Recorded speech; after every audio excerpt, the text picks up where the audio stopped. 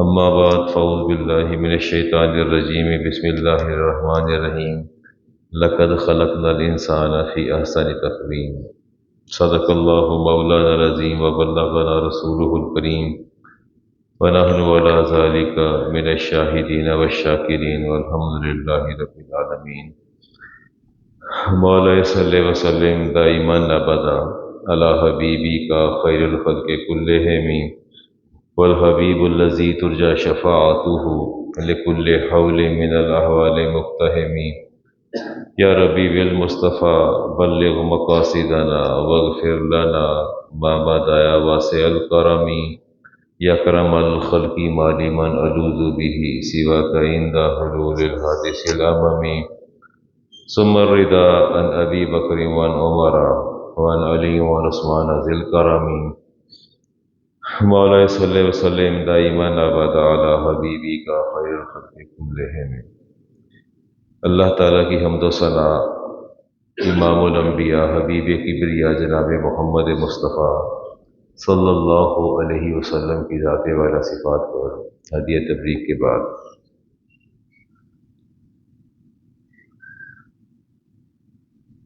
کبھی کبھی دل میں یہ خیال آتا ہے کہ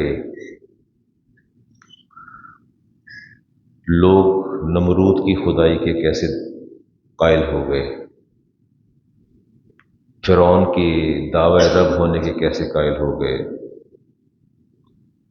قارون کے پیچھے حامان کے پیچھے لوگ کیوں چل نکلے۔ باقاعدہ ابراہیم علیہ السلام سے نمرود کا مکالمہ اور فرعون کا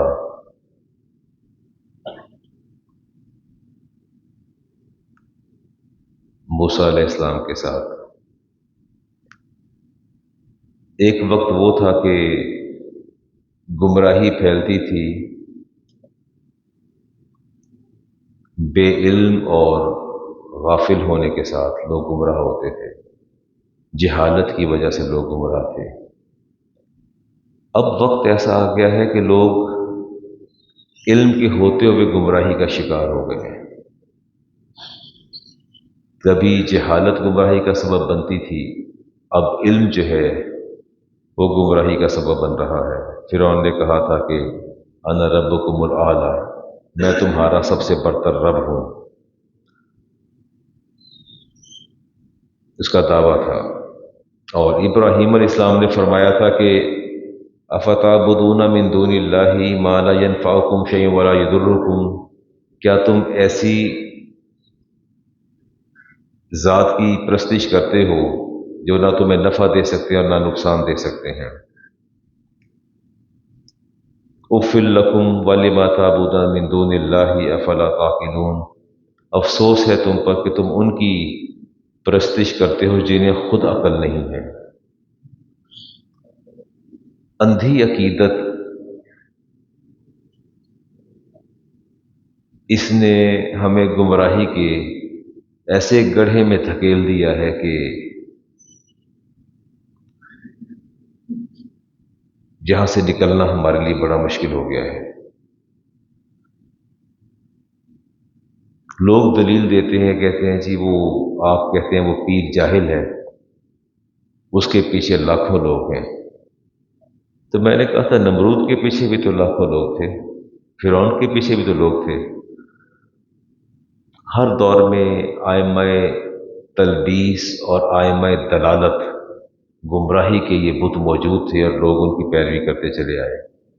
اور سب سے مزے کی بات یہ ہے کہ جن لوگوں نے بھی دعویٰ کیا، خدائی کا دعویٰ کیا یا بڑے بڑے نبوت کا دعویٰ کیا، یہ کوئی جاہل لوگ نہیں تھے، یہ بڑے ہی ایجوکیٹڈ، ویل ایجوکیٹڈ، بڑے ہی ماہر نفسیات اور بہت بڑے فلاسفر تھے، قابل لوگ تھے۔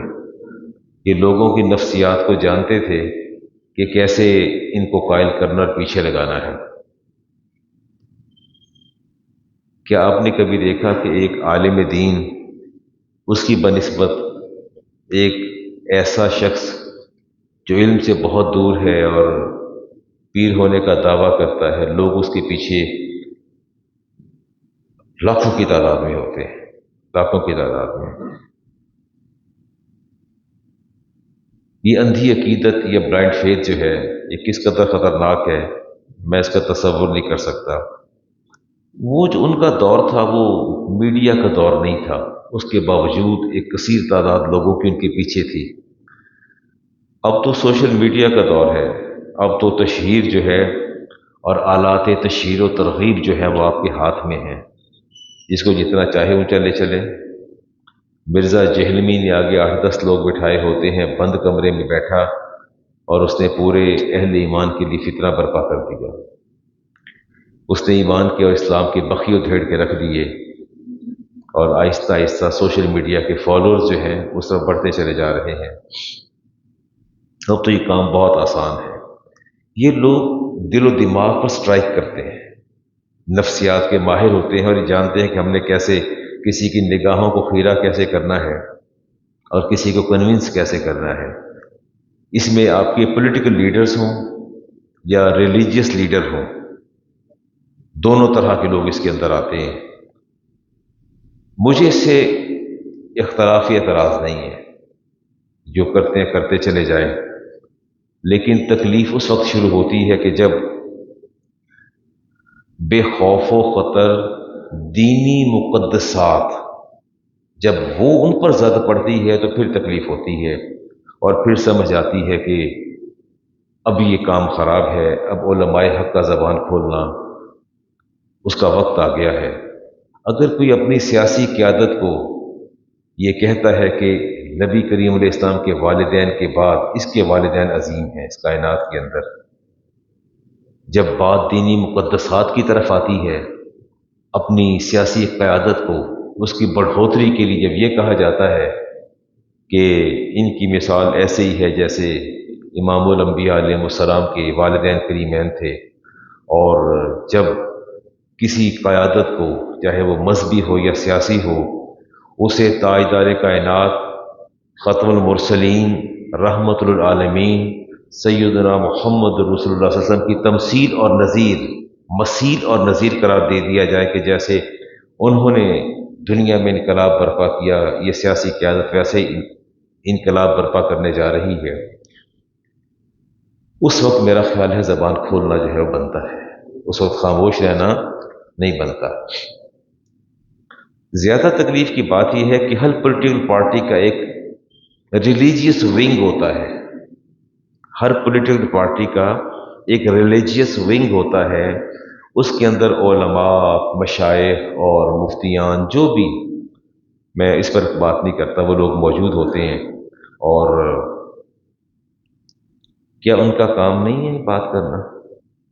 چلے ایک عام پولیٹیکل ورکر بات نہیں کرتا، لیکن جو ان کا مذہبی ونگ ہے اس کے اندر جو مشائخ اور علماء بیٹھے ہیں، کیا ان کا بات کرنا بنتا ہے کہ نہیں بنتا؟ اور جب یہ کہا جائے کہ ہمارا ان کی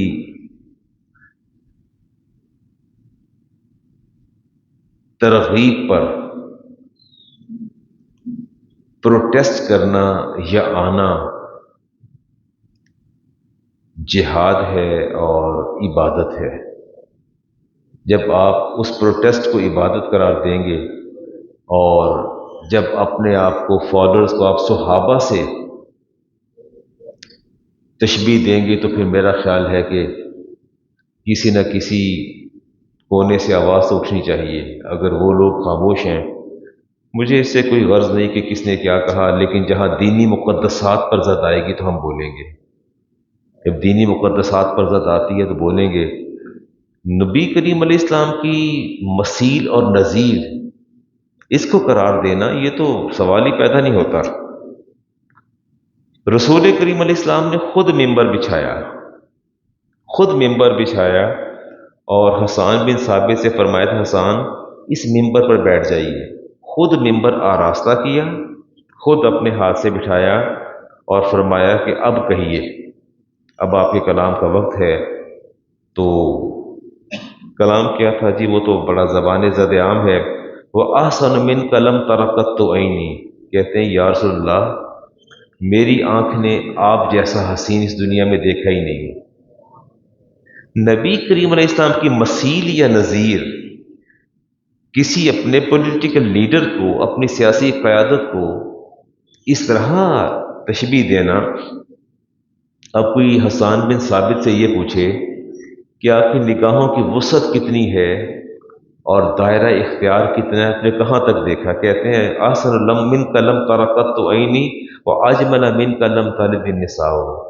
کہتے ہیں یا رسول اللہ، اس روئے زمین پر کسی ماں نے آپ جیسا حسین جنم ہی نہیں دیا.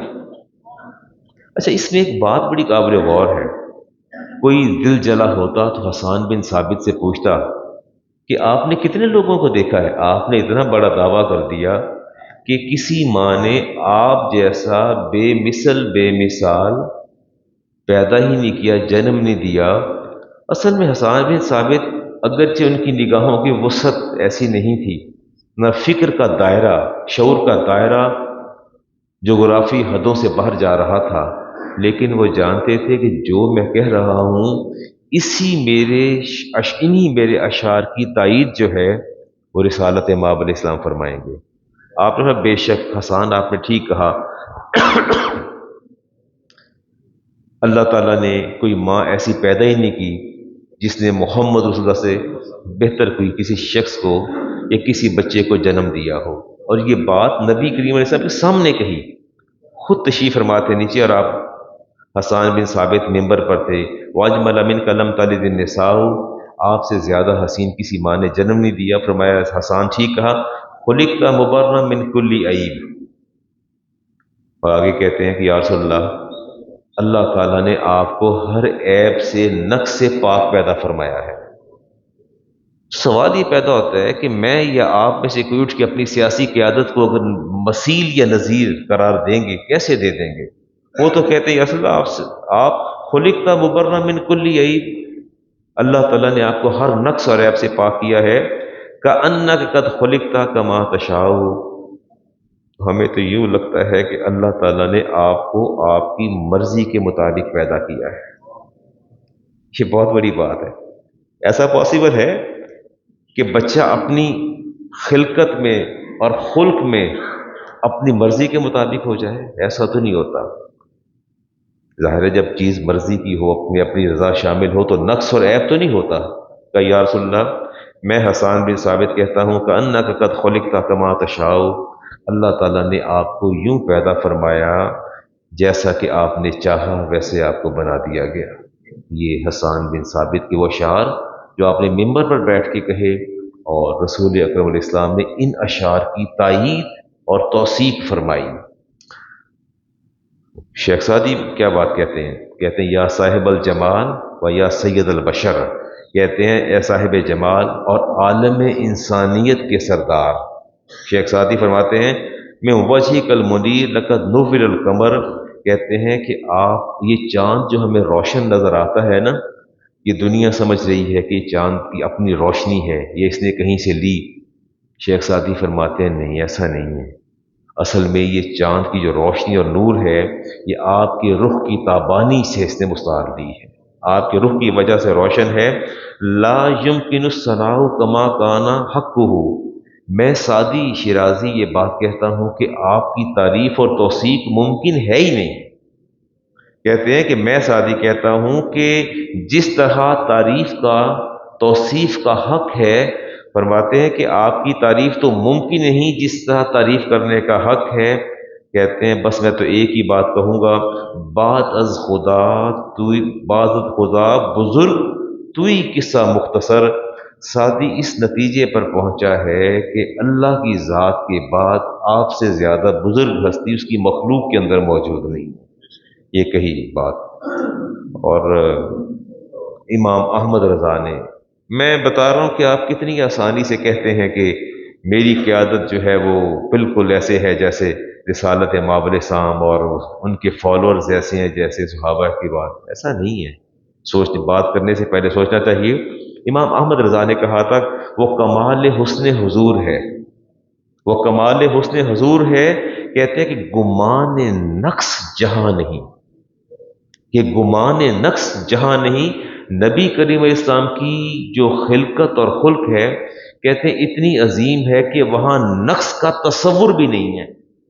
یعنی آپ کی تخلیق میں نقص کا تصور بھی نہیں ہے. یہی پھول خار سے دور ہے، یہی شمع ہے کہ دھواں نہیں.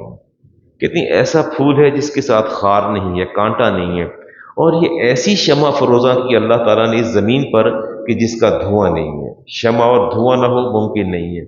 پھر کہتے ہیں لم یاتی نذیروں کفی نظرین، ہماری آنکھوں نے آپ کی مثال آج تک نہیں دیکھی. ہماری آنکھوں نے آپ کی مثال آج تک نہیں دیکھی. کہتے ہیں کہ مثلے تو نشد پیدا جانا، آپ کی مثل اللہ تعالیٰ نے کسی کو پیدا نہیں فرمایا. اچھا، صحابہ کہتے ہیں کہ ایسا تو کبھی بھی نہیں ہوا. یہ تو حدیث میں نے خود پڑھائی اور بہت مرتبہ پڑھائی، طویل حدیث اس کا. ابی ہریرہ کہتے ہیں کہ آپ تشریف فرما کر اٹھ کے اچانک چلے گئے. امام بخاری کی حدیث ہے. اور آپ بیر عریس میں جا کے بیٹھ کے کنویں کے پاس، تو میں انتظار کرتا رہا ابھی تشریف لاتے، بتائے بغیر ہی آپ تشریف لے گئے. کہتے ہیں سب سے پہلا میں شخص تھا جو آپ کی تلاش میں نکلا. تو کہتے ہیں میں گلیاں ڈھونڈتا ڈھونڈتا، امام بخاری کہتے ہیں کہ رسالت مابر اسم جس گلی سے گزر جاتے وہاں آپ کی ایک مخصوص خوشبو پھیل جاتی تھی، اور لوگ اسی کا تعاقب کرتے کرتے آپ کی ذات تک پہنچ جاتے تھے. صحابہ کہتے ہیں کہ ہم نے جب بھی مسافہ کیا اتنے ٹھنڈے ہاتھ تھے جیسے برف کے ہاتھ، برف ہی ہاتھوں میں آ گئی ہوتی، اتنے ٹھنڈے ہاتھ، اور کئی کئی دن خوشبو ہاتھوں سے نہیں جاتی تھی. اب سوال یہ پیدا ہوتا ہے کہ میں اگر کہوں کہ میری قیادت، سیاسی قیادت یا مذہبی قیادت جو ہے وہ رسالت ماوری کی مانند ہے، سوال ہی پیدا نہیں. لمیاتی نذیر و کفی نظرین مثلے تو نشد پیدا جانا، اللہ نے آپ کی مثل کے پیدا نہیں فرمایا. جگ راج کو تاج ترے سر سوہے تجھ کو شہید و سرا جانا. اس جگ کا راج اور سلطنت جو ہے اللہ تعالیٰ نے آپ کو عطا فرمائی ہے، اور آپ ہی اس سلطنت کے پیشوا ہیں. آگے کہتے ہیں جی لیکن رضا نے ختم سخن اس پہ کر دیا. کہتے ہیں میں بہت کچھ کہا، لیکن میں آخر پہ جا کے تتیمہ اور اس کا کنکلو یہ ڈرا کرتا ہوں، خالق کا بندہ، خالق کا بندہ، خلق کا آقا کہوں تجھے. اللہ کے آپ بندے ہیں، لیکن جتنی بھی مخلوق ہے اس کے آپ آقا ہیں. اور قتیل شفائی نے کہا تھا ہر ابتدا سے پہلے ہر انتہا کے بعد، ہر ابتدا سے پہلے ہر انتہا کے بعد ذات نبی بلند ہے ذات خدا کے بعد. یہ قتیل شفائی نے کہا. کہتے ہیں ہر ابتدا سے پہلے ہر انتہا کے بعد ذات نبی بلند ہے ذات خدا کے بعد. دنیا میں احترام کے قابل ہے جتنے لوگ، میں سب کو مانتا ہوں مگر مصطفیٰ ہوتا. یہ وہ ریئلٹی ہے جس سے آپ لوگ نظریں نہیں چرا سکتے. مجھے کسی کی سیاسی وابستگی سے کوئی غرض نہیں ہے. محمد علی ظہوری ہمارے نعت خواں کہتے ہیں دنیا تے آیا کوئی تیری نہ مثال دا، لب کے لیاواں کتوں سونا تیرے نال دا. میں تو قرآن کریم کی اب آیات پڑھنا شروع کروں تو آپ کے رونگٹے کھڑے ہو جائیں. وَالضُّحَىٰ وَاللَّيْلِ إِذَا سَجَىٰ. اللہ فرماتے ہیں اے حبیب ہمیں آپ کے اس سورج جیسے روشن چہرے کی قسم ہے. اور پھر جب یہ زلفیں اس پر پھیلتی ہیں تو یوں لگتا ہے کہ رات چھا گئی ہے. سورج کے نور کو رات نے جو ہے وہ سمیٹ لیا ہے. اللہ تعالیٰ فرماتے ہیں افلم یسیروا فی الارض، کیا تم زمین میں چلتے پھرتے نہیں ہو؟ فتکون لہم قلوب یعقلون، کیا تمہارے دل عقل نہیں پکڑتے؟ تمہیں سمجھاتے نہیں تمہارے دل؟ اللہ تعالیٰ فرماتے ہیں وَآذَانٌ يَسْمَعُونَ بِهَا، یہ کان تمہارے سنتے کچھ نہیں ہے کہ تمہارا رب تمہیں کیا کہہ رہا ہے. فَإِنَّهَا لَا تَعْمَى الْأَبْصَارُ وَلَكِنْ تَعْمَى الْقُلُوبُ. اللہ تعالیٰ فرماتے ہیں کہ اصل میں بات یہ ہے کہ تمہارے کان سنتے نہیں ہیں، تمہاری آنکھیں دیکھتے نہیں ہیں، یہ تو آنکھیں ایسی ہیں جیسے اندھی آنکھیں. اللہ نے ان آنکھوں کو اندھا قرار دیا ہے جن آنکھوں میں رخ مصطفیٰ اور ذات مصطفیٰ نہ سما سکے. اللہ فرماتے ہیں یہ آنکھیں اندھی آنکھیں ہیں. اللہ فرماتے ہیں نہیں، بلکہ ایسی بات نہیں ہے وَلَكِنْ تَعْمَى الْقُلُوبُ. اللہ فرماتے ہیں تمہارے دل بھی اندھے ہیں. آنکھیں تو اندھی ہیں ہی ہیں پر تمہارے دل بھی اندھے ہیں. اللہ تعالیٰ فرماتے ہیں کہ اصل میں وہ جو تمہارے سینوں میں دل دھڑک رہے ہیں وہ اندھے ہو چکے ہیں، وہ حق کو پہچانتے نہیں. بات آنکھوں کی بصارت کی نہیں ہے، بات حقیقت کو سمجھنے کی ہے دیکھنے کو تو سبھی دیکھتے ہیں، لیکن سوال یہ پیدا ہوتا ہے کہ دیکھنے والے کس حد تک جا کے دیکھتے ہیں۔ نبی کریم علیہ السلام کی ذات کو کسی کی مثل قرار دے دینا، یا کسی کو نبی کریم علیہ السلام کا مثل قرار دے دینا، یا صحابہ کی بار کے مثل قرار دے دینا، اس کا تو سوال ہی پیدا نہیں ہوتا۔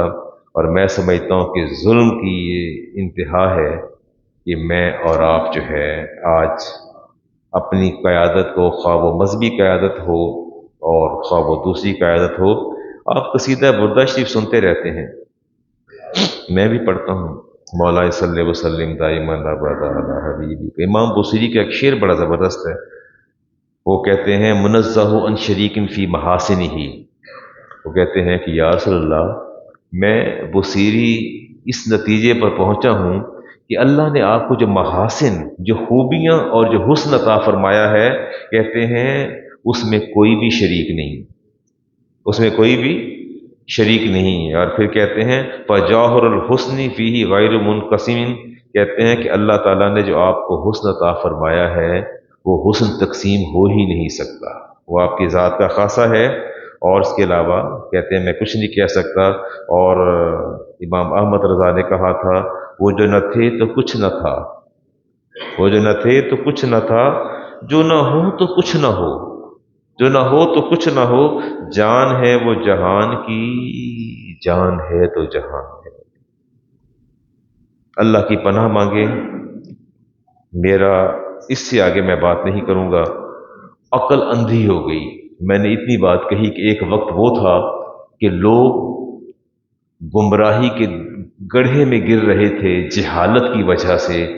آج دکھ اس بات کا ہے کہ لوگ جو ہیں علم ہونے کے باوجود گمراہی کی گڑھے میں گرتے چلے جا رہے ہیں۔ حدیث لے رہا ہوں امام بخاری کی، اس کا ایک جز لے رہا ہوں۔ رسول کریم علیہ السلام نے ارشاد فرمایا کہ 7 طبقات ایسے ہیں، ابھی ہریرہ اس حدیث کے راوی ہیں، یہ حدیث کا نمبر 660 660، فرماتے ہیں کہ 7 طبقات ایسے ہیں جو روز قیامت اللہ کے سائے میں ہوں گے،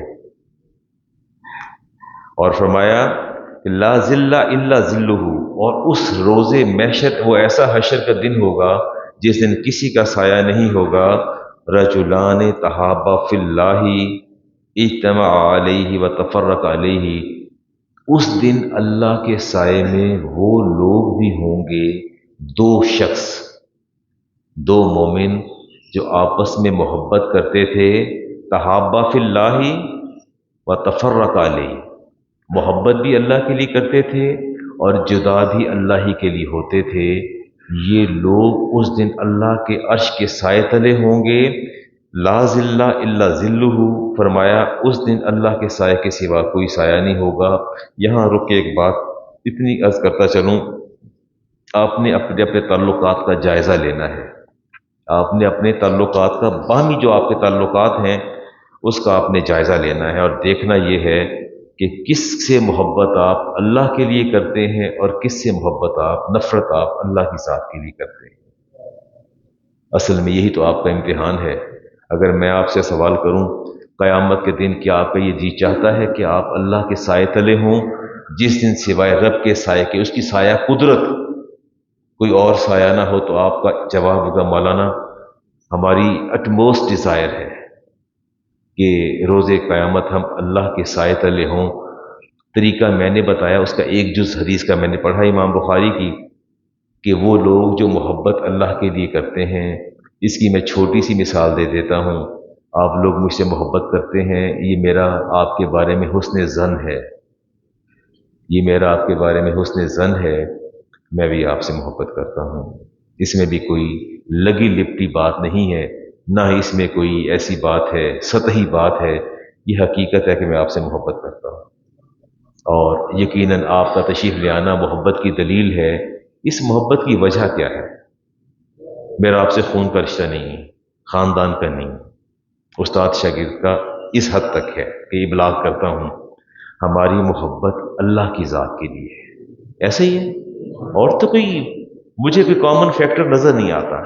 محبت اللہ کی ذات کے لیے ہے نا۔ میں آپ سے محبت کرتا ہوں افتخار صاحب سے، آپ جتنے لوگ ہیں، منظور صاحب ہیں، ڈاکٹر فیاض صاحب، جتنے لوگ ہیں، ڈاکٹر پرویز صاحب بیٹھے، سارے شیخ کرامت صاحب ہیں، حافظ صاحب بیٹھے ہیں، सब इन लोगों ये मुझसे मोहब्बत करते हैं, मैं आपसे मोहब्बत करता हूँ, और उसकी बुनियादी वजह मोहब्बत की अल्लाह की ज़ात है और उसके नबी की ज़ात है। हमारा कोई कदर मुश्तरक नहीं है, हमारी एक ही कदर मुश्तरक है, और वो अल्लाह और उसके रसूल की ज़ात।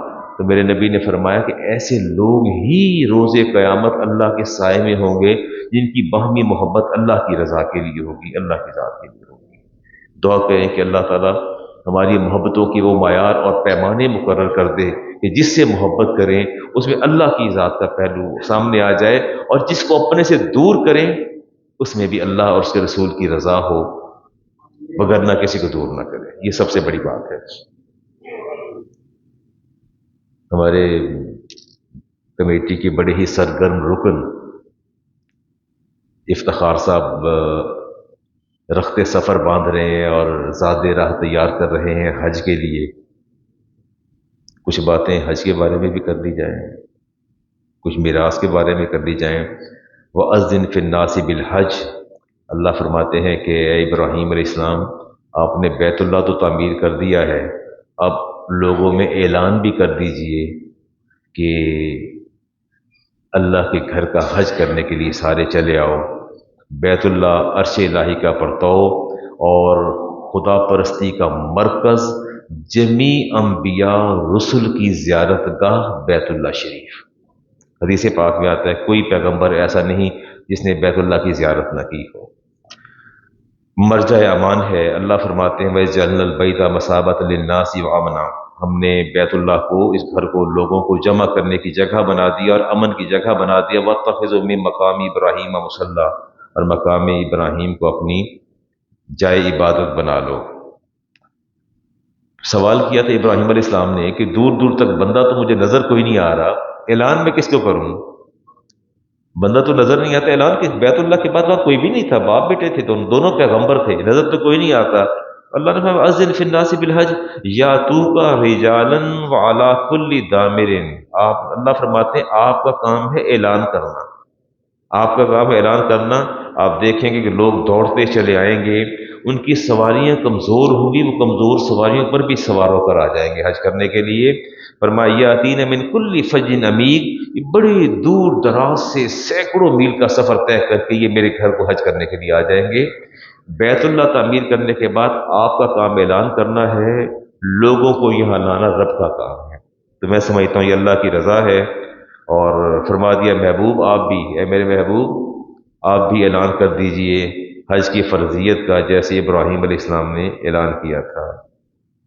कभी आपने हज के मनासिक को गौर से सुना हो और देखा हो, या बहुत से लोगों ने अदा भी किया होगा, ये कमेमोरेशन और सेलिब्रेशन है, यादगार ही है सारी। ऐसे ही है ना? चलिए आपसे सवाल कर लेते हैं, जी आपसे पूछ लेते हैं। सबसे पहले तवाफ़ काबा इब्राहीम अलैहिस्सलाम की सुन्नत, तामीर करने के बाद तवाफ़ हुक्म दिया अल्लाह ताला ने, आपने तवाफ़ किया, सुन्नत इब्राहीम अलैहिस्सलाम की। सही क्या है जो इस तरह भी चक्कर है, सही करते हैं आप? क्यों, क्या है, किसकी यादगार है? हज़रत हाजरा की यादगार है। अल्लाह ताला को अपने बाज़ बंदों के अफ़आल इतने पसंद आ जाते हैं, इतने पसंद आ जाते हैं कि क़यामत तक उन्हें अल्लाह ताला दीन का हिस्सा बना देते हैं।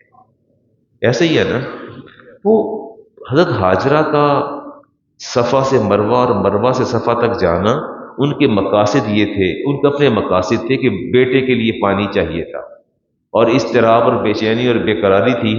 अल्लाह को एक माँ की बेकरारी और इज़्तिराब इतना पसंद आया, इतना पसंद आया कि क़यामत तक आने वाले अपने नबी की उम्मत पर वाजिब कर दिया कि आप भी सही करेंगे, ताकि ये यादगार बाकी रहे कि अल्लाह की रज़ा के लिए काम कैसे किए जाते हैं। हजर असवद जो है जन्नत का पत्थर है, अकीदतों का मरकज़ और महवर है। ये रमी जमरात करते हैं, आप कंकरियां फेंकते हैं, ये भी कोई यादगार है? किसकी? किसको पत्थर मारे थे? शैतान बहकाने आया था। कुर्बानी भी करते हैं,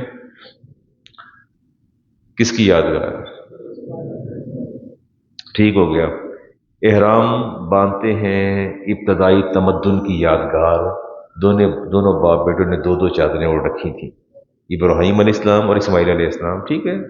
انسلے کپڑے ہیں. میدان عرفات، وقوف عرفہ رکن اعظم، وقوف عرفہ جو رکن اعظم ہے، یہ کس کی یاد ہے؟ اما حوا اور آدم علیہ السلام نیچے آئے زمین پر، تو وہاں طویل عرصے بعد ملاقات ہوئی، ریکگنیشن ہوئی. وہاں عرفہ پہچاننا، تو اس پہچان میں اس بے آب و گیا وادی کے اندر آپ کی ملاقات ہوئی. اچھا حیرت کی بات ہے، آسمان سے اترے آدم علیہ السلام جنت سے، اور اما حوا یہ سب کانٹیننٹ میں ہند کی پہاڑیوں پر، اور وہاں سے پھر یہ تلاش جاری رہی اور ملاقات ہوئی میدان عرفات میں. اللہ تعالیٰ نے ان کی اس ملاقات کو جو میدان عرفات میں ہوئی، اس کو حج کا رکن اعظم بنا دیا. یہ رکن اعظم ہے نا، وقوف عرفہ رکن اعظم ہے، اس کے بغیر حج نہیں ہوتا. 3 اس کی فرائض ہیں، جس میں طواف زیارت ہے اور وقوف عرفات ہے اور احرام جو باندھے گیا. 3 فرض ہیں جس میں حج کے، باقی واجبات ہیں. تو اللہ تعالیٰ کو وہ پہاڑوں کے دامن میں ملاقات اتنی پسند آئی کہ اللہ تعالیٰ نے اس کو ہمارے لیے عبادت کا حصہ بنا دیا. تو یہ عبادت نہیں ہے وقوف عرفات، ہماری عبادت کا حصہ ہے. لوگ روتے ہیں، دعائیں مانگتے، اللہ تعالیٰ کی بارگاہ میں ہچیاں لے لے کے روتے ہیں. اور پھر دیکھیے آدم علیہ السلام کی توبہ کا قبول ہونا، حود علیہ السلام اور اپنا صالح علیہ السلام کی پناہ گاہیں جب امت کو عذاب ہوا تو وہ سارے کے سارے وہاں اترے. اب یہ بہت سی قرآنی آیات ہیں، میں اس کو چھوڑ کے آگے نکل رہا ہوں جی. ایک مسلم کی حدیث لیتا ہوں جی، امام ترمذی کے پہ لے رہا ہوں جی. من مات ولم یحج، پیسے آپ کے پاس ہیں لیکن آپ نے حج نہیں کیا اور موت آ گئی ہے. میرے نبی نے فرمایا انشاء یہود فلیمت انشاء یہودین و انشاء نصرانیہ. آپ نے فرمایا چاہے وہ یہودیوں کے مر جائے چاہے نصرانیوں کے مر جائے، نہ مجھے اس کی کوئی غرض ہے نہ میرے رب کو اس کی پرواہ ہے. پیسہ ہے اور حج نہیں کیا، پیسہ ہے اور حج نہیں کیا. آپ کی موت سے نہ اللہ کو غرض ہے نہ کسی اور کو غرض ہے. دوسری حدیث لے رہا ہوں جی، امام مسلم کی. ہاں، من حج البیت فلم یرفس، جس نے حج کیا اور اس کے بعد ولم یفسق، اور کوئی شہوت امیز گفتگو نہیں کی، بری باتیں نہیں کی، خرج من ذنوبہ کا یومن ولدتہ امہ، وہ گناہوں سے ایسے نکل گیا جیسے ماں نے ابھی جنم دیا. اچھا یہ حدیث آگے میرے سامنے جی، وقوف عرفہ کے حوالے سے. رسالت باب علیہ صاحب نے فرمایا کہ کیا تم جانتے ہو سب سے بڑا گناہ گار حاجی کون ہے؟ لفظ پہ غور کیجیے گا. سب سے بڑا اعظم الناس ذنبا، سب سے بڑا گناہ گار حاجی کون ہے؟ حج کرنے گیا اور اپنے دامن میں پہاڑوں کے برابر گناہ سمیٹ کے آ گیا. صحابہ پریشان ہو گئے، یہ کیسا حج ہے؟ آپ نے فرمایا واقف من واقف بعرفتی، عرفہ، وہ اس نے وقوف عرفات کیا، میدان عرفات میں قیام کیا. فظن ان اللہ لم یغفر له، اور اس نے دل میں یہ خیال کیا کہ پتہ نہیں مجھے اللہ نے بخشا کہ نہیں بخشا. فرمایا وہ وہاں سے نکلتا ہے تو اپنے دامن میں اتنے گناہ سمیٹ کے نکلتا ہے کہ جتنے لوگوں نے حج کیا اس سے ان میں سب سے بڑا گناہ گار وہی ہوتا ہے جو یہ سوچ کے وہاں سے نکلتا ہے.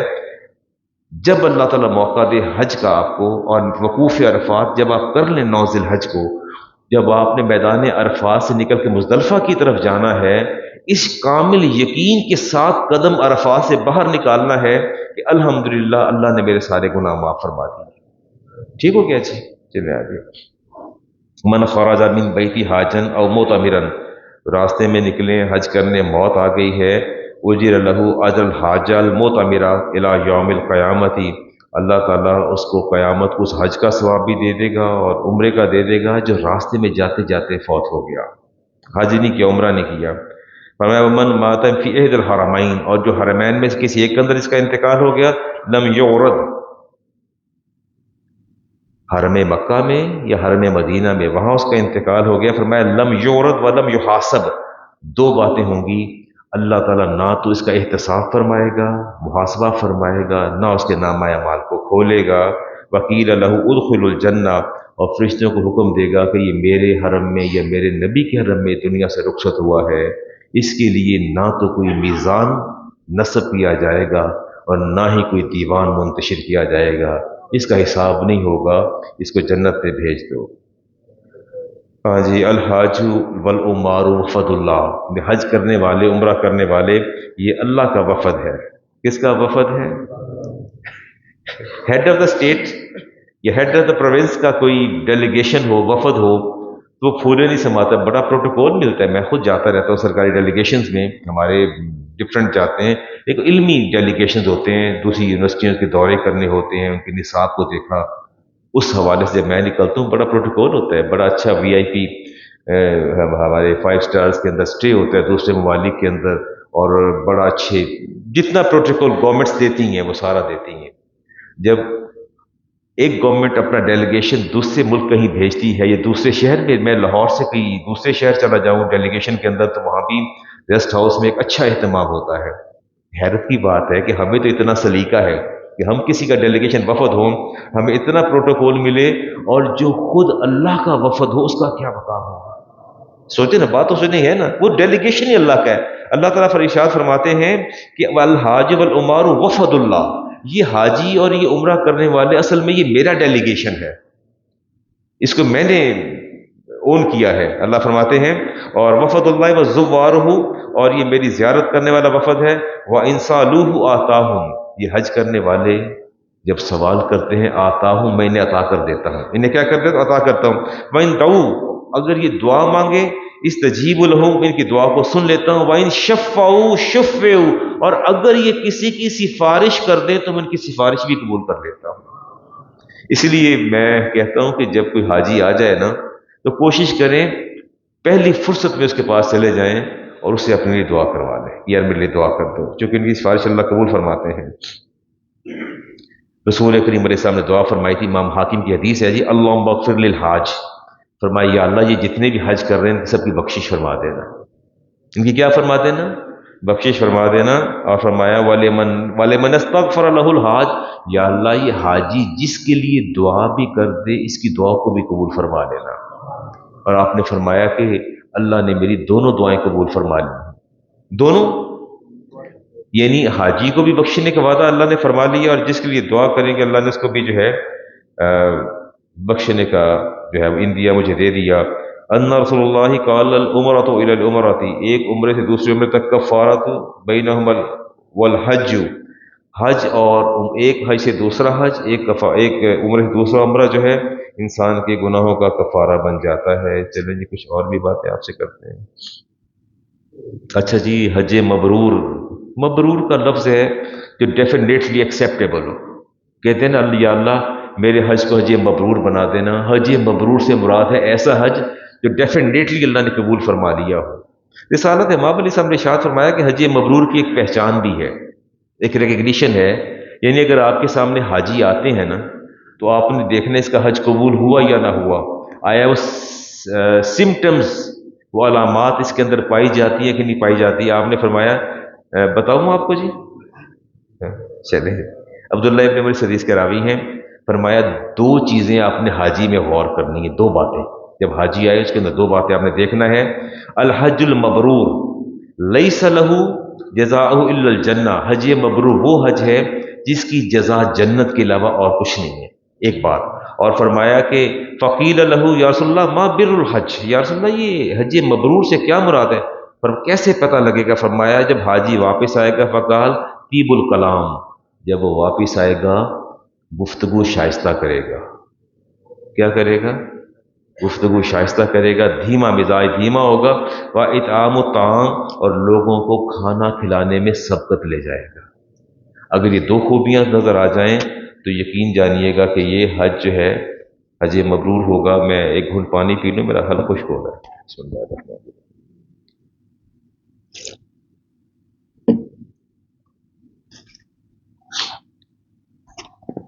یہ جی علامہ عبد الرحمن ابن جوزی نے روایت کو نقل کیا، النظر الی البیت الحرام عبادہ، بیت اللہ کو دیکھنا کیا ہے؟ عبادت ہے جی۔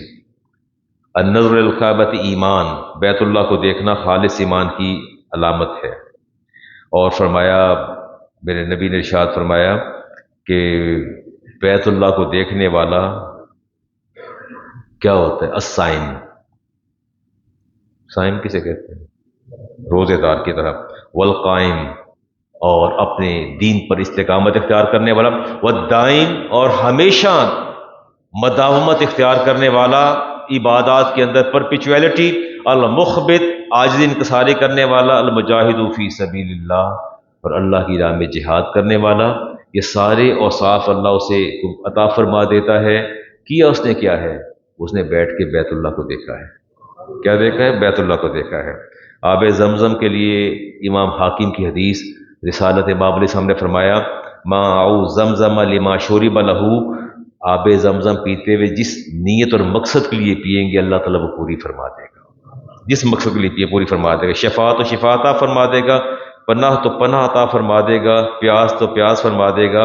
اور آپ نے فرمایا کہ میں محمد رسول اللہ صلی اللہ علیہ وسلم فرمایا میں تمہیں حکم دیتا ہوں، ماء زمزم لما شرب لہ وہذا اشربہ لعطش القیامت ثم شاربہ، تم نے آب زمزم پیتے ہوئے یہ نیت کرنی ہے کہ یا اللہ، نبی کا فرمان ہے کہ آب زمزم جس مقصد کے لیے پیا جائے وہ مقصد پورا فرما دے، تو میں یہ دعا کرتا ہوں یا اللہ روز محشر میری پیاس کو بجھا دینا، روز محشر میری پیاس کو بجھا دینا۔ ٹھیک ہو گیا جی؟ آپ نے فرمایا کہ حجو تستغنو، حج کر لو اللہ تمہیں غنی کر دے گا۔ سفر حج مسائل کی طرف بھی چلتا ہوں جی۔ رفع صوت فی التلبیب و تکبیر، ابن ماجہ کی روایت اور احمد بن حنبل نے اس کو روایت کیا، جو حالت احرام میں اور صبح و شام تلبیہ پڑھتا ہے۔ تلبیہ نہیں پڑھتے، وہ تلبیہ کیا ہوتی؟ لبیک اللہم لبیک لا شریک لک لبیک۔ چلے شکریہ یاد کروانے کا مجھے۔ تلبیہ جو ہے حتی غربت الشمس، یہاں تک کہ وہ پڑھتا رہتا ہے حاجی چلتے پھرتے، لبیک اللہم لبیک لا شریک لک لبیک ان الحمد والنعمت پڑھتا رہتا ہے۔ فرمایا غربت بذنوبہ کما ولت امہ، فرمایا سورج غروب ہوتا ہے تو اس کے گناہوں کو بھی لے کے غروب ہو جاتا ہے، اس کے گناہوں کو لے کے غروب ہو جاتا ہے، اور پھر وہ کیسے زمین پر چلتا ہے؟ کما ولدت امہ، جیسے ماں نے بھی جنم دیا ہو۔ ہاں جی، حتیٰ آگے ہر شہر زمین کی۔ امام ترمذی کی روایت ہے، سہل بن سعد اس کے راوی ہیں، جب کوئی حاجی تلبیہ پڑھتا ہے الا لبى من عن یمینہ، آپ حاجی یہاں کھڑا تلبیہ پڑھتے ہیں، اس کی رائٹ سائڈ پہ جو چیز ہے وہ بھی تلبیہ پڑھنا شروع کر دیتی ہے، اون شمالہ، یا بائیں جانب بھی فرمایا، من حجر او شجر، درخت بھی تلبیہ پڑھنا شروع کر دیتے ہیں، اور پتھر بھی حجر بھی اور شجر بھی، پتھر بھی، چٹانیں، پہاڑ بھی پڑھتے ہیں، او مدرن، او جو ڈھیلے پڑے مٹی کے سٹونز جو ہیں، مڈ سٹون جو ہیں وہ بھی پڑھنا شروع کر دیتے ہیں، حتی تنقطع الارض من ہا ہنا و ہا ہنا، وہ تلبیہ کا پروسیس چلتا چلتا ٹریول کرتا کرتا یہاں تک کہ ادھر بھی زمین ختم ہو جاتی ہے، ادھر بھی ختم ہو جاتی ہے۔ ٹھیک ہے؟ جب مومن مسلمان تلبیہ پڑھتا ہے تو وہ اکیلا نہیں پڑھتا، اگر اس کی آواز اس طرف جاتی ہے تو دائیں جانب، بائیں جاتی ہے بائیں، وہ سارے سنتے ہیں، پڑھتے جاتے ہیں، زمین بھی، پتھر بھی، شجر بھی، حجر بھی۔ اور میرے نبی نے ارشاد فرمایا کہ 3 آوازوں پر اللہ تعالیٰ فخر کرتے ہیں، ان النبی ثلاثۃ اصوات یباہی اللہ تعالیٰ 3 آوازوں پر فخر کرتا ہے۔ پہلی آواز کون سی ہے؟ فرمایا یباہی اللہ بہن الملائکہ، فرشتوں کے سامنے 3 آوازیں جب زمین سے اٹھتی ہیں، اللہ تعالیٰ فرشتوں کے سامنے فخر فرماتا ہے کہ تمہیں اعتراض تھا نا کہ انسان کو پیدا نہ کرنا، یہ فساد پھیلائے گا، تو آپ نے فرمایا کہ اللہ فرماتا ہے 3 آوازوں پر فخر ہے۔ فرمایا الاذان، پہلی آواز کون سی ہے؟ جب آپ پکارتے اللہ اکبر اللہ اکبر، اللہ پھر فخر فرماتے ہیں فرشتوں کے سامنے، والتکبیر فی سبیل اللہ، اور جب آپ اللہ اکبر کا نعرہ لگاتے ہیں اللہ کی راہ میں، ورفع الصوت بالتلبیہ، اور جب آپ تلبیہ کی آواز بلند کرتے ہیں، لبیک اللہم لبیک، اللہ فرشتوں کے سامنے کیا فرماتے ہیں؟ فخر فرماتے ہیں۔ عبداللہ بن مبارک ہمارے بہت بڑے محدث ہیں، بہت بڑے محدث ہیں، امام اعظم ابو حنیفہ کے بھی استاد ہیں، بہت بڑے محدث۔ اچھا، وہ کہتے ہیں کہ میں نے ملکہ زبیدہ کو خواب میں دیکھا۔ نام سنا ملکہ زبیدہ کا؟ سنا نام؟ جنہوں نے ہسٹری پڑھی ہوگی انہوں نے سنا ہوگا۔ وہ کہتے ہیں کہ جی میں نے ملکہ زبیدہ کو خواب میں دیکھا، اور بڑی اچھی حالت میں باغات میں ٹہل رہی تھیں، تو فقالت، میں نے اسے پوچھا کہ کیا معاملہ ہوا؟ تو ملکہ زبیدہ نے جواب دیا کہ مجھے اللہ نے جنت میں بہترین مقام عطا فرمایا، اور مجھے ساتھ یہ بھی بتا دیا گیا غفر علی بأول معول ضرب فی طریق مکہ، کہ جب آپ نے مکہ کی طرف نہر کھدوانے کا ارادہ کیا اور آپ کے مزدور نے پہلی کدال ماری، اسی کدال سے ہم نے آپ کی بخشش کر دی تھی۔ ٹھیک ہو گیا جی؟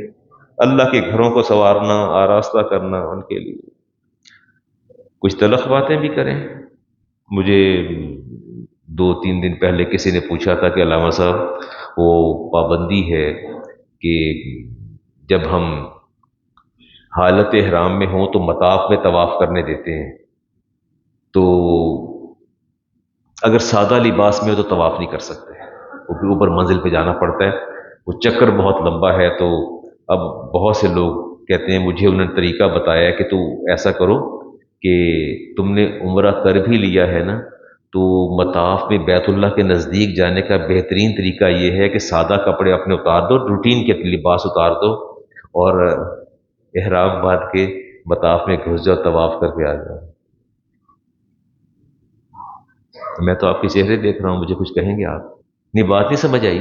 گورنمنٹ آف سعودی کی اسٹیٹ ہے، اس نے اعلان کر دیا کہ صرف عمرے والے حضرات جو ہیں، شیخ اخلاق صاحب آپ فرما دیجئے نا، کچھ ایسا ہی ہے، احرام والے نیچے جا سکتے ہیں، باقی لوگ کہاں طواف کرتے ہیں؟ وہ دیکھیں نا، ابھی عمرہ کر کے تشریف لائیں، بتا رہے ہیں کہ جو اوپر جاتے ہیں۔ تو مجھے کہتے ہیں علامہ صاحب اگر ہم احرام باندھ کے نیچے چلے جائیں، ہم عمرہ نہیں کریں، مار نہیں ہیں، لیکن ان لوگوں کو دھوکہ دینے کے لیے، چیٹ کرنے کے لیے، انہیں بیوقوف بنانے کے لیے، violation of the state, law of states, ان کے جو لاز اور رولز ہیں ان کو وائلیٹ کرنے کے لیے اگر ہم یہ احرام باندھ کے جو ہے وہ اپنا چلے جائیں تو کتنی سعادت حاصل ہوگی۔ اجازت دے دینا آپ، اللہ کے بندو سارے نیک لوگ آئے مل کے انہیں رخصت دیتے ہیں، کر لو، بڑا اجر و ثواب ہے۔ نہیں تو کیا فرق پڑا، کسی کو دھوکہ دے دیا، چیٹنگ کر لی، بیت اللہ کو چھو تو لیں گے نا، قریب تو پہنچ جائیں گے۔ تو کہتے ہیں جی آپ مجھے اجازت دے دیں علامہ صاحب، کوئی حل کڈو۔ کہتا کہ حل کڈو علامہ صاحب، میں کہ بالکل ٹھیک ہے، کہتا کہ حل نکالیے اس کا۔ دوسرا ہوتا ہے کہ غالباً کوئی ویکسینیشن کا پتہ نہیں، اب انہوں نے رول جو ہے ختم کیا کہ نہیں کیا۔ وہ کہتے ہیں جی ویکسینیشن کا، جی میں اکثر میں نے لوگوں کو سنا کہ جی میں تے کروائی کوئی نہیں، کہ میں تے 2000 دے کے کارڈ بنوا لیا سا کہ میں ویکسینیٹڈ ہوں۔ تھی کرونا کی ویکسینیشن کا تھا میرا خیال ہے۔ آپ کیا کہیں گے؟ کروانی چاہیے، کارڈ لے لینا چاہیے۔ اب شاید پیچھے کوئی تھا، اب نہیں پوچھتے۔ چلے اگر آپ کسی کو طواف کرنے کا دل مچل جائے تو فوراً احرام باندھ کے ہوٹل چلے جائیے گا، اور سمجھیے گا کوئی نہ آپ کے دل کی کیفیت کو جانتا ہے اور نہ کوئی آپ کی ظاہر کو۔ لوگوں نے ظاہر دیکھا تو آپ کے ظاہر کو دیکھ کے آپ کو مار سمجھ کے آپ بیت اللہ کو چھو رہے ہیں۔ رسالت باب علیہ السلام نے ارشاد فرمایا لا ينبغي للمؤمن ان يذل نفسه، فرمایا مومن کی یہ شان نہیں کہ اپنے آپ کو رسوا اور ذلیل کر دے۔ قالوا کیف یذل نفسه یا رسول اللہ، یہ اپنے نفس کو، اپنی ذات کو رسوا کون کرتا ہے؟ کون کرتا ہے؟ فرمایا قال نبی علیہ السلام یتعرض من البلاء لما لا یطیق، تم کسی اپنے آپ کو ایسی مصیبت میں گرفتار کر لو جو کسی کی طرف سے نہ آئی ہو، بلکہ تم نے خود اس کو ایکسیپٹ کیا ہو، خود اپنے اوپر نازل کیا ہو۔ اور فرمایا الکذب یہدی الی الفجور، امام بخاری کی حدیث، جھوٹ جو ہے وہ نافرمانی کا راستہ دکھاتا ہے۔ وَإِنَّ الْفَجُورَ يَهْدِي إِلَى النَّارِ، اور دوسروں کو دھوکہ دینا، فرمایا یہ کہاں لے کے جاتا ہے؟ یہدی الی النار، کہاں لے کے جاتا ہے؟ اب مجھے ایک آپ کو، you have to do some comparison, ایک کمپیریزن کیجئے کہ ایک طرف آپ کے نبی کا فرمان ہے، ایک طرف کس کا فرمان ہے کہ جھوٹ مت بولنا، ایسا مت پوز کرنا جو اگینسٹ دا ریالٹی ہو، ایک طرف وہ ہے، ایک طرف بیت اللہ کی زیارت اور چومنا، ہاتھ لگانا، پریورٹی کس کو ہوگی؟ تو کیا آپ سمجھتے ہیں کہ نبی کریم صلی اللہ علیہ وسلم کے فرمان کو مسترد کر کے آپ بیت اللہ کو غلاف کو چمٹ جائیں گے تو کیا وہ اللہ تعالیٰ آپ کو معاف کر دے گا؟ نہیں، وہ ایسا عذاب نازل کرے گا کہ میرے نبی کی بات کو نہیں سنا۔ من یطع الرسول فقد اطاع اللہ، اللہ فرماتے ہیں میرے نبی کی اطاعت کرو گے تو اللہ کی اطاعت ہوگی، ان کی اطاعت نہیں کرو گے پھر اللہ کی اطاعت ہرگز نہیں ہوگی۔ یہ بات درست نہیں ہے۔ اور فرمایا لیس منا من غش، جو دوسروں کو دھوکہ دیتا ہے اس کا مجھ سے کوئی تعلق نہیں، اس کا میری امت سے کوئی تعلق نہیں ہے۔ حالت احرام میں خوشبو نہیں لگانی نہیں چاہیے. لگانی. ابھی طواف کیا صحیح کر ہاں، حجر اسود کا بوسہ دینے چلے جاتے ہیں وہاں خوشبو ہوتی ہے. اوائڈ کرنا چاہیے. تو اب وہ کیونکہ عام کپڑوں میں جاتے نہیں تو کئی لوگ فرسٹ ٹائم جاتے ہیں ان کو یہ پتہ نہیں ہوتا وہ بوسہ لینے چلے جاتے ہیں وہ خوشبو لگتے ہیں صدقہ دیں گے، دم نہیں دیں گے، صدقہ نہیں دے کرتے. صدقہ دے دیں گے. خوشبو کا بوسہ دیا اس کو اپنا حجر اسود کو تو اس پر خوشبو لگی ہوتی ہے، اس کا وہ صدقہ دے دیں گے. دم نہیں دیں گے، صدقہ دیں گے. اور وہ احرام سے پہلے بدن پر خوشبو لگا لیں، دیٹ از رائٹ. احرام باندھنے سے نیت سے پہلے لگا لیں، وہ ٹھیک ہے جی. بات یہ ہے کہ آخرت میں بارگاہ الہی میں قبولیت عمل کا مدار اخلاص کی نیت پر ہوگا. Sincerity on the basis of sincerity. یہ آپ کے اعمال کس طرح قبول ہوں گے؟ خلوص کی بنیاد پر، نیت کی بنیاد پر، ظاہر کی بنیاد پر نہیں. ٹھیک ہے جی. حج اور عمرے کی عبادت میں جھوٹ بولنا اور دھوکہ دہی کرنا ٹھیک نہیں ہے. اور بھی بہت ساری باتیں کرنی تھیں لیکن چلیں کوئی. جی ارشاد.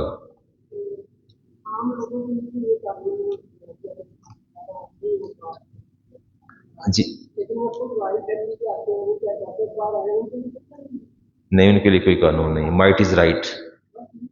وہ فرما رہے ہیں کہ یہ بتا دیں کہ وہ جو رائل فیملی ہے، جو بادشاہ اور شہنشاہ ہیں، دوسروں پر تو پابندی لگا دی ہے کہ جی آپ بغیر احرام کے داخل نہیں ہو سکتے، لیکن وہ خود بغیر احرام کے داخل ہو کے جتھے کے جتھے آتے ہیں، طواف کرتے ہیں، چلے جاتے ہیں. تو ان کے لیے کوئی قانون نہیں. تو میں نے کہا مائٹ از رائٹ.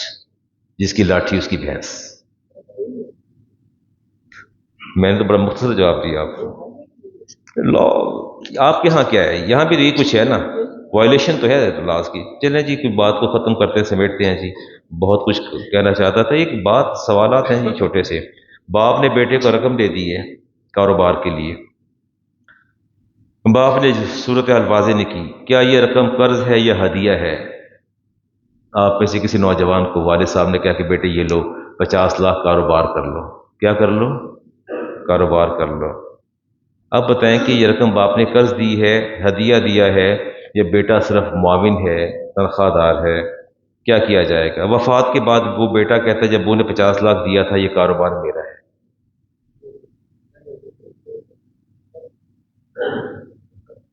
وہ وفات کے بعد اکیلا وارث بن کے بیٹھ جاتا ہے، سب کو محروم کر دیتا ہے، سب کی چھٹی کرا دیتا ہے. 3 بھائی ہیں، باپ نے ایک اپنی دکان پہ ایک کو بٹھا لیا، ایک کو فرنچائز دے دی، ایک کو کوئی کاروبار کروا دیا. اب بات کیا ہے کہ اب ہوگا کیا؟ اگر تو باپ نے قرض دیا ہے تو وہ واپس کرے گا. اگر تو باپ نے قرض دیا ہے، یہ میں آپ سے کہہ رہا ہوں، خدا کے لیے اولاد کی محبت میں اتنے آگے نہ بڑھیے کہ قبر بھی تنگ ہو جائے. اتنے آگے نہ بڑھی کہ اللہ آپ کی قبر آپ پر تنگ کر دے، اور آپ کا حشر بھی اللہ تعالیٰ آپ کے لیے اس پہ دیکھ اور تنگی پیدا کر دے. یہ جتنے آپ لوگ تشریف فرما ہیں، میں آپ کو وارننگ دے رہا ہوں، اور کلیئر کٹ وارننگ دے رہا ہوں میں آپ کو. اپنے آپ کو سنبھالیے. اپنی محبتوں کے اظہار کے اور پیرائے بھی ہیں، کسی اور حوالے سے محبت کر لیجئے. اگر بیٹے کو کاروبار کروانا ہے آپ نے ضرور کروائیں، لیکن مینشن کریں کہ وہ بیٹے کو آپ نے رقم ہدیہ دی ہے، وہ قرض دیا ہے، یا اس کو مالک بنا کے ہیبا کر کے اس کو فارغ کر دیا. اس کو اعلان کریں باقاعدہ. اگر قرض دیا ہے تو بھی اس کو وہ واپس کرے گا. اگر ہیبا کی ہے تو تحریر دکھائے کہ لو بیٹا دکھاؤ بھائی، اگر ابو نے آپ کو 50 لاکھ 1 کروڑ دیا تھا دکھاؤ، ابو نے ہیبا کیا تو مالک ہے. اگر نگران اور معاون مقرر کیا تھا، ابو نے 50 لاکھ دے کے گارمنٹس کا کاروبار کروا دیا تھا، تو پھر درمیان سے ہٹ جاؤ، اس میں ہمارا بھی حصہ ہے. ٹھیک ہو گیا؟ نہیں بات سمجھ میں آئی؟ بیٹے کی حیثیت واضح کرنا پڑے گی، اور اگر معاون ہے اس کی تنخواہ بھی مقرر کریں. اور اگر کاروبار بڑی محبت ہے کہ بیٹا صبح شام ساتھ آتا ہے جاتا ہے، دوسرے 12 بجے سو کے اٹھتے ہیں، اور بڑی محبت ہے اولاد سے، تو پھر اولاد کو اپنے کاروبار کا کچھ حصہ، کچھ پرسنٹ اس کے نام کر دیں. کیا کر دیں؟ کچھ پرسنٹ عمران صاحب نام کرتے ہیں اس کے، 20%، 25% ان رائٹنگ سب کچھ دے دیں. میں عنقریب آپ کو جمعے پہ خطبہ دینے والا ہوں یہ تحریر کے حوالے سے، کہ لکھنا جو اللہ تعالیٰ نے قرآن کریم میں کتنی تاکید فرمائی کہ چھوٹا سا کام بھی اس کو بھی لکھ لو. اچھا اب ہوتا یہ ہے کہ ملکیت حصہ کو 20% بیٹے کو دے دیں، بیٹا کام میرا 20% آپ کا ہے. اب یہ کاروبار میں اشتراک ہوگا. کیا ہو جائے گا؟ اس میں نفع نقصان بھی ڈیسائیڈ ہوگا. باپ اور بیٹے کا دونوں کام کریں گے. اس کو مالک بنا دیں، نفع نقصان کے اصول طے کر لیجئے. اور بالفرض محال نہ کوئی دستاویز لکھی گئی، نہ قرض کو مینشن کیا گیا، نہ ہیبا کو مینشن کیا گیا، تو نتیجہ کیا ہوگا؟ آپ بتا دیں کیا ہوگا؟ آپ مجھے بتائیے، میں ایک گھونٹ پانی پی لوں، کیا کریں؟ ایک باپ نے بیٹے کو کاروبار کروا دیا 50 لاکھ، آپ نے علی کو کام کروا دیا، یہ صاحبزادیاں آپ کی موجود ہیں، اور آپ نے کوئی مینشن نہیں کیا یہ قرض ہے، ہیبہ ہے، اشتراک ہے، کچھ بھی نہیں آپ نے مینشن کیا، پیسے دے دیے اور دنیا سے رخصت ہو گئے۔ اب بتائیے اس کا سٹیٹس کیا ہوگا؟ جی وہ وراثت میں جائے گا، اس کاروبار کا مالک والد ہوگا۔ اس کاروبار کا مالک کون ہوگا؟ وہ سارے کے سارے اس میں۔ چلیں، یہ ایک سوال آپ سے ڈسکس کر لیتے ہیں اور کوشش کرتا ہوں جلدی ختم کر دوں۔ آپ کے جوہر ٹاؤن میں کچھ عرصہ پہلے ایک فیملی ہے، ان کی کوئی امبرائڈری کی کوئی تھوڑی انڈسٹری تھی یا فیکٹری تھی، وہ تھی، اور کوئی کنال یا 1.5 یا 2 کنال کا گھر تھا، بہت بڑا سا گھر تھا۔ 3 بھائی تھے، 3 بہنیں، یہ ریئلٹی آپ کے سامنے رکھ رہا ہوں۔ 3 بھائی تھے اور 3 بہنیں تھیں، اور 20 سال کے بعد، 20 سال میں بہنوں کی شادی کر دی۔ انہوں نے اس جو والد کی فیکٹری فیکٹری کہیں گے، یہ امبرائڈری کی ہوتی، کیا لفظ بولیں گے؟ فیکٹری کہیں گے، فیکٹری ہے اس کی جی، اچھا کاروبار ہے۔ تینوں بھائیوں نے اس اپنے فادر کے بزنس سے 3 پراپرٹیز بنا لی۔ کتنی پراپرٹیز بنائی؟ 3 پراپرٹیز بنا لی، بڑی چھوٹی نہیں، بڑی پراپرٹیز بنا لی۔ اچھا، اب ہوا یہ 3 بہنیں موجود تھیں، ان کی شادی بڑی دھوم دھام سے کی، زیور بھی، گاڑیاں بھی دی، بہت اچھا، اور والدہ موجود تھی، اور اسٹل ڈویژن کے وقت بھی والدہ موجود تھیں۔ 20 سال بعد انہوں نے فیصلہ کیا کہ جی وہ اس کو ہم نے تقسیم کرنا ہے۔ اب تینوں بھائیوں نے اپنے اپنے وہاں سے بزنس بنانے کا، الگ کرنے کا فیصلہ کر لیا۔ کیا کہیں گے آپ اس کے بارے میں؟ وہ 20 سال بعد میراث تقسیم ہونے جا رہی ہے، تقسیم کس میں ہو رہی ہے؟ 3 بھائیوں میں۔ تو مجھے انہوں نے کہا کہ علامہ صاحب، بہنوں کا تو حصہ نہیں ہے، ہم نے تو جہیز میں گاڑیاں بھی دی ہیں ان کو، ہم نے بہت جہیزیہ گاڑیاں بھی دی ہیں، ان کا تو آپ نام ہی نہ لیں، ان کو سائڈ پہ کریں۔ ہاں اماں ہے، جو لینا لے لیں اماں۔ آپ مجھے بتائیے کہ جو 20 سال تک انہوں نے 3 بہنوں کے حصے کو انہوں نے استعمال کیا، ماں کے حصے کو استعمال کیا، وہ کاروبار میں اشتراک تھا یا کرایہ تھا؟ کیا دیا ماں کو؟ کچھ نہیں دیا، کچھ نہیں دیا انہوں نے ماں کو، اور کرنے کے بعد پھر جو ہے وہ تینوں تقسیم کر رہے ہیں۔ اس کا کوئی حل ہے آپ کے پاس؟ نہیں، وراثت کیسے کریں گے ڈاکٹر پرویز صاحب، کیسے کریں گے؟